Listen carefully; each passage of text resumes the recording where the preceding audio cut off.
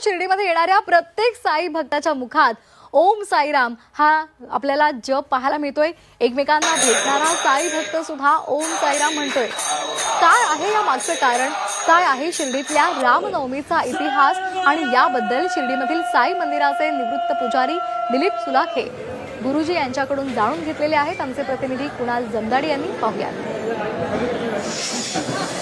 गुरुजी नेमका साईराम हा शब्द का बोलला जातो? साईनामाचा जयघोष होतो, भाविक येतात साईराम म्हणतात, कारण काय? इथे साईराम म्हटले असलं तरीही बाबांच्या सल्ल्याने, बाबांच्या आज्ञाने बाबाने श्रीराम जन्म महोत्सव इथे सुरू केलेला आहे। साईराम नेमकं का म्हणलं जातं? रामाचं रूपामध्ये साई भक्त जे आहेत ते साईबाबांना बघतात।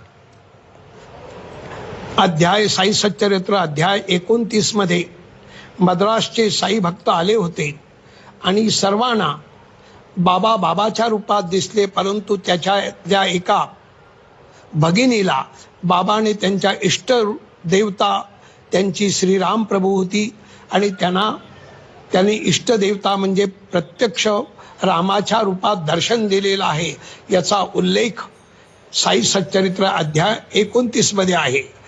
इतकंच नव्हे तर बाबांचे उपासनी महाराज जे अत्यंत जवळचे होते, ज्यांनी संस्कृत मध्ये जे स्तोत्र लिहिलेलं आहे त्याच्यात सुद्धा त्यांनी उल्लेख केलेला आहे।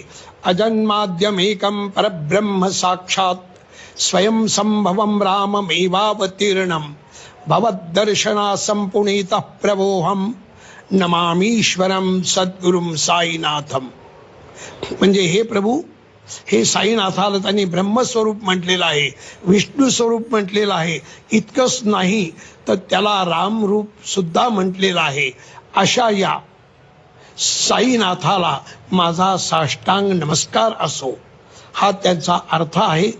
आणि त्याला अनुसरून भक्त सुद्धा, जसं दासगणू महाराज बाबाला विठ्ठल स्वरूप म्हणत होते, तसं आपले आज साई भक्त त्यांना विठ्ठल स्वरूप म्हणत असले तरी साईबाबांना रामाच्या रूपात बघतात, म्हणून त्यांना सर्व साई भक्त साई राम असं संबोधलं जातं। साईनामाचा जयघोष करत लाखो साई भक्त साईनगरीमध्ये दाखल झालेत।